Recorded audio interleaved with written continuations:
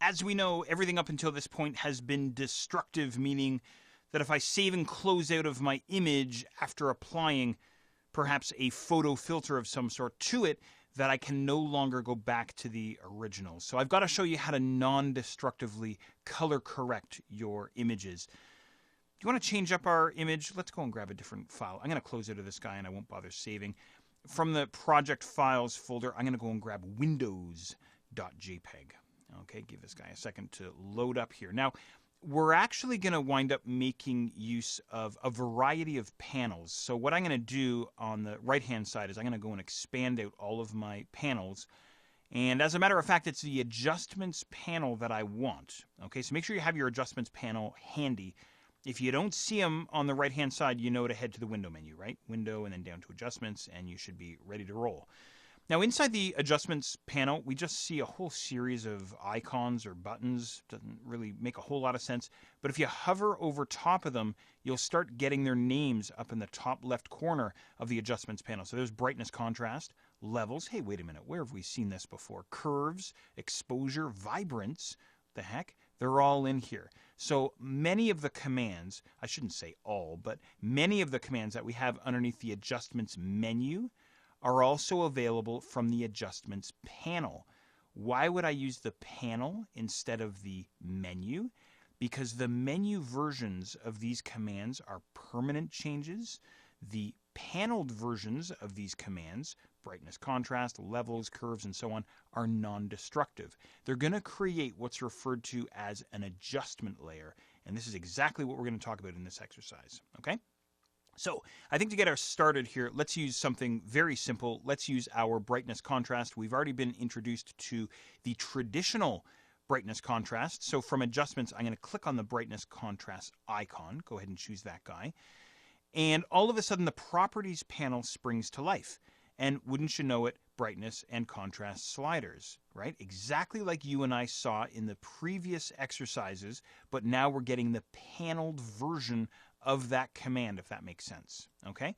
Now, I'm not really trying to achieve anything specific inside this image here. I'm just kind of monkeying around here a little bit with the sliders. Maybe I'll use the auto command to let Photoshop take a crack at adjusting this image. There we go, something like this. Okay? Now, here is the, what do they call it? The pièce de résistance. Here it is. I'm going to head back to my layers panel. There's my background layer, which of course is locked. And there's brightness contrast, specifically brightness contrast 1. This guy here is what's referred to as an adjustment layer. Okay? Now what this means is that the brightness contrast color correction command that you and I just applied is actually applied to the layer, not to the actual image itself. Where is the original image? He's hidden underneath the brightness contrast adjustment layer. And at any point in time, I can go and disable my color correction. Again, in this case, brightness contrast, and I can see the original down beneath them. Okay? So quite honestly, in the real world, I am not using Photoshop's traditional color correction commands at all. I'm doing everything with adjustment layers. Okay? And I would highly encourage you to as well. So what's cool about an adjustment layer is at any point in time, I can go back to that adjustment layer, then I can go back to properties, and I can continue monkeying around with the sliders, trying to get an effect or trying to get a correction that's going to work for me, right? I save the file into the native Photoshop file format .psd, and then at any point in time, I can come back into this image, grab the adjustment layer, go back to properties, and continue monkeying around until I get things looking decent. Okay, so this is non-destructive color correction at its finest here inside Photoshop. Okay, now check this out. Let's say I've got this brightness contrast adjustment layer and I'm kind of going, I'm not really feeling it. I wonder if levels would be a better choice. I'm going to deactivate my brightness contrast adjustment layer, and I'm going to make sure my background layer is selected. I'm going to go back up to the adjustments panel. I'm going to look for my levels command now, and I'm going to give him a tap with my mouse.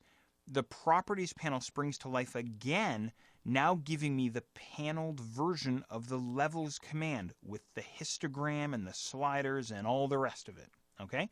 So once again, I can get in here and I can start reassigning some pixel color values or lightness values, if you will, perhaps something like this, perhaps adjusting that midpoint one way or another way. Maybe it's some kind of a special effect that I'm after, something like this. Back to layers, and now I have 2 adjustment layers. Let's compare levels back to the original brightness contrast, something like this. Or I go, geez, that brightness contrast really isn't doing a whole lot. I'm going to grab him, go back to properties, and maybe make some further adjustments, maybe something like this, and something like that. Who the heck knows, right?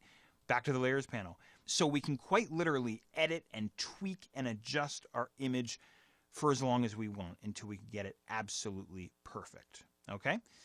So there you go, your adjustment layers. Very cool stuff. Now check this out. What I'm going to do, there's more to show you. I'm going to grab both of my adjustment layers just by holding down Controller Command, and I'm going to drag and drop them down onto my trash can icon at the bottom of the layers panel, taking me all the way back to my original. Okay.